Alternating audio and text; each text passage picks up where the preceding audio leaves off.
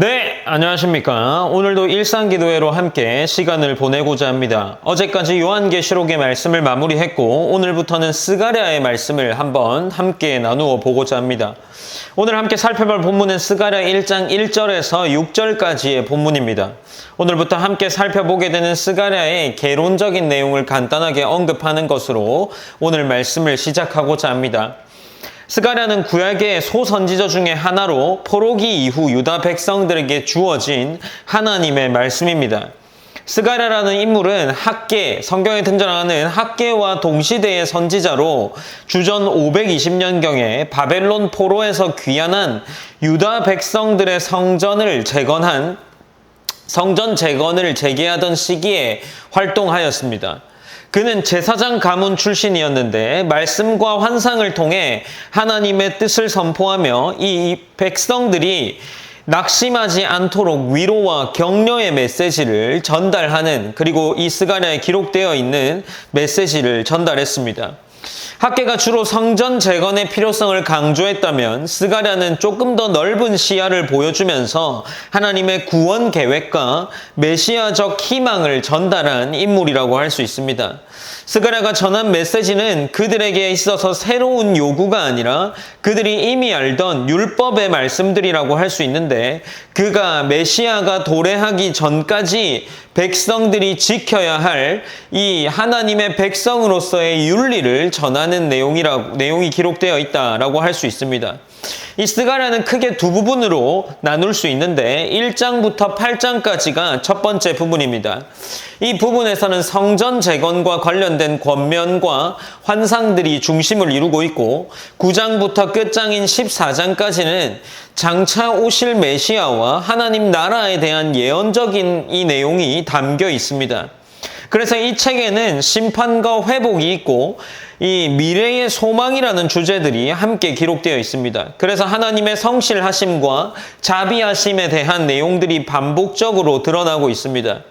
특별히 이 스가랴는 상징적인 환상과 예언을 통해 당시의 현실을 넘어서 하나님 나라에 대한 궁극적인 완성을 바라볼 수 있게 합니다. 이러한 점에서 스가랴는 예언서 가운데, 이 선지서 가운데에 묵시적인 색깔이 강하게 드러나는 책이라고 할 수 있습니다.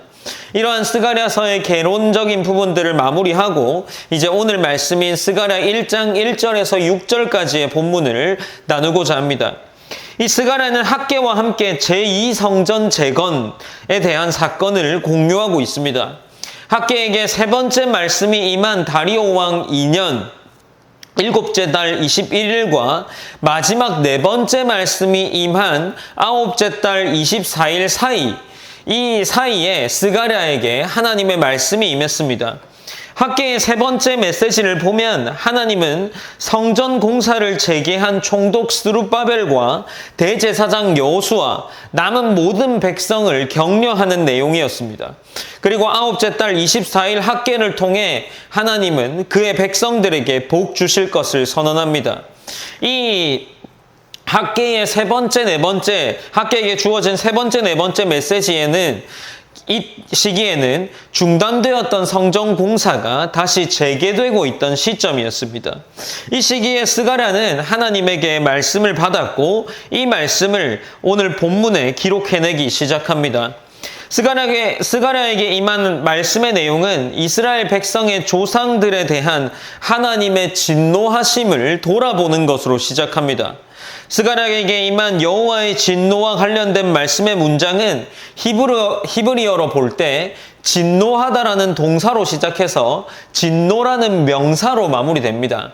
곧 그가 돌이키다라고 말하는 이 시작점에 있어서 문장은 진노하다와 진노라는 이 진노 두 동사를 통해 둘러싸고 있습니다.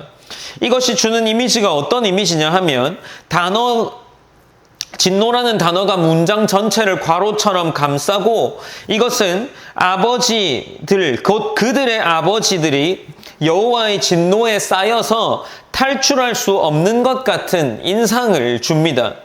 이제 3절에서부터 이러한 진노에 대한 메시지를 시작으로 하여서 스가랴가 전하는 말씀이 소개되는데 그 말씀은 만군의 여호와라는 이름으로 선포되고 있습니다. 1장 3절을 보면 그러므로 너는 그들에게 말하기를 만군의 여호와께서 이처럼 이르시되 너희는 내게로 돌아오라 만군의 여호와의 말이니라 라고 이야기하면서 그들에게 이야기하는 것의 핵심은 돌아오라 라는 겁니다.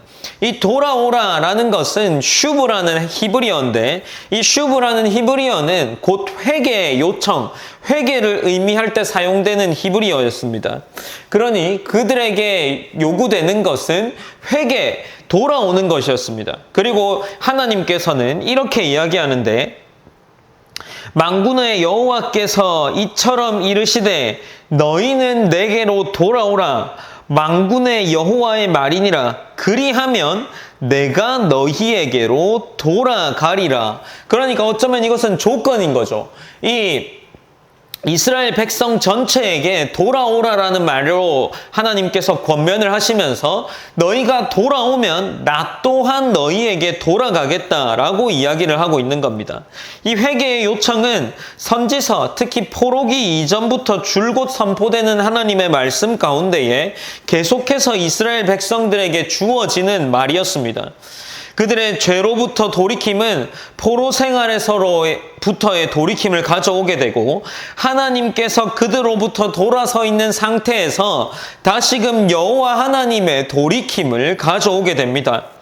그런데 이 말씀을 선포한 시기와 그 대상들을 생각해보면 이 대상과 시기는 언제 그리고 누구였습니까?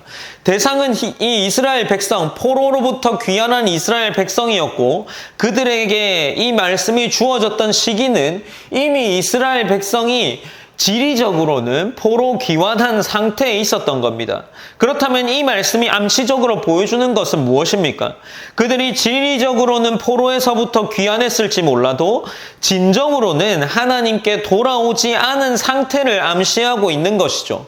그러니 지금 스가랴는 그들에게 하나님으로 진정으로 돌아올 것을 요청하고 있는 겁니다.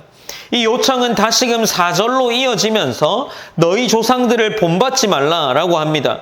그러면서 너희가 악한 길, 악한 행위에서 떠나서 돌아오라 라는 하나님의 요청이 계속되며 이어지고 있습니다.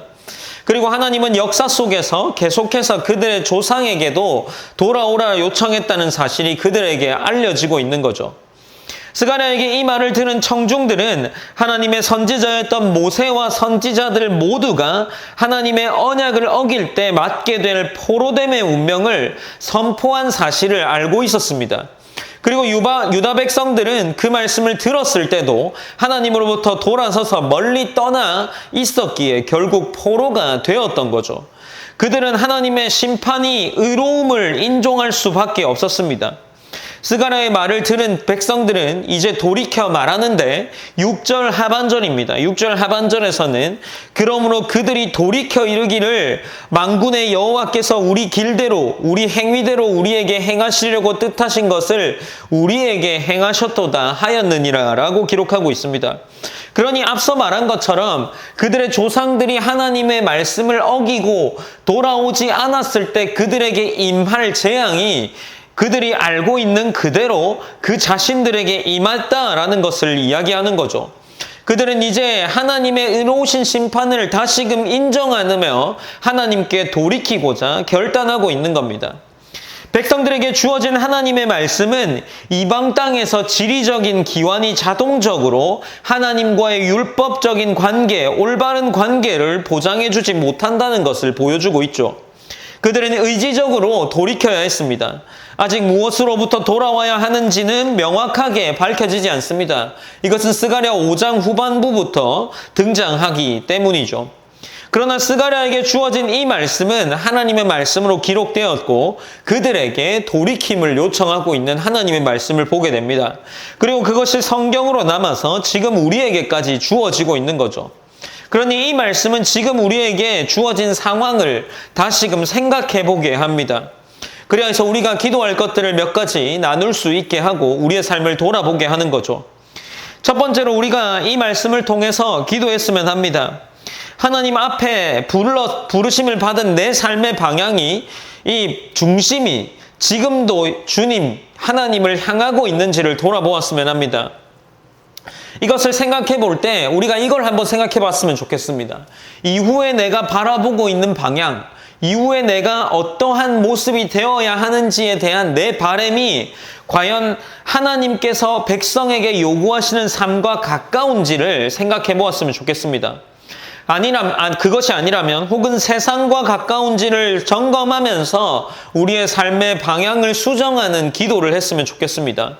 지금 내 삶이 비록 이 하나님의 백성이라는 자리에 서 있고 교회 울타리 안에 있으며 또 교회 안에서 내가 생활하고 있지만 이후에 내가 꿈꾸고 있는 그 방향이 여전히 하나님의 백성에 알맞고 합한 모습인지를 돌아보면서 기도했으면 좋겠습니다. 그리고 두 번째로는 우리가 하나님의 말씀으로 살아갈 때 내가 그 말씀으로 살아가는 그 삶 속에서 풍성한 은혜를 경험하기를 원한다라고 기도했으면 좋겠습니다. 우리가 매번 백성으로 살아가는, 하나님의 백성으로 살아가는 그 삶이 평탄하지 않을 것이라고만 생각하는 것 같습니다. 그러나 하나님으로 부터 떠난 삶이 평탄하지 않은 삶이고 하나님의 은혜 안에 머물러서 그의 백성된 모습으로 살아가는 삶은 너무나도 은혜롭고 풍성함이 있는 그러한 삶임을 기억했으면 좋겠습니다. 그래서 내가 말씀을 따라 살아갈 때 혹은 하루 가운데에서 하나님의 자녀다운 모습의 삶의 모습을 선택했을 때 거기서부터 느껴지는 은혜가, 그 풍성함이 날마다 풍성한 삶이 체험되는 그러한 삶이 되기를 기도했으면 좋겠습니다. 그래서 오늘 두 가지 기도 제목으로 오늘 스가랴서를 시작하면서 그리고 오늘 하루를 시작하면서 기도했으면 좋겠습니다. 제가 기도함으로 오늘 일상기도회를 마무리하겠습니다. 사랑의 하나님 감사합니다. 하나님 오늘도 어김없이 일상기도회로 하루를 시작합니다. 특별히 요한계시록을 마무리하고 스가랴서의 첫 번째 말씀을 함께 나누었습니다. 이것은 하나님께서 돌이키라는 이스라엘 백성에게 향한 요청이었습니다. 오늘 하나님 동일하게 우리에게 이 말씀을 보게 하시고 우리의 삶의 방향을 수정하게 요청하고 있는 것은 아닌지 모르겠습니다. 하나님 이후에 내가 장차 살아가면서 이루어갈 모습이 하나님의 백성다운 모습이기를 원합니다. 그러한 모습으로 우리의 삶을 성장시키시고 이끄시기를 오늘 하루도 그러한 삶이 되기를 기도합니다. 특별히 우리가 그러한 삶을 살아갈 때 우리의 모든 삶의 전 영역에서 하나님의 풍성한 은혜를 경험할 수 있도록 인도하여 주시옵소서. 하나님께서 온전히 주님을 바라볼 수 있는 그런 은혜를 허락하여 주시고 그럴 때마다 하나님께 더욱 큰 은혜를 우리가 누리며 나아갈 수 있는 귀한 삶이 될 수 있도록 인도하여 주시옵소서. 모든 영광 하나님께 올려드리며 살아계신 예수님의 이름으로 기도드립니다. 아멘.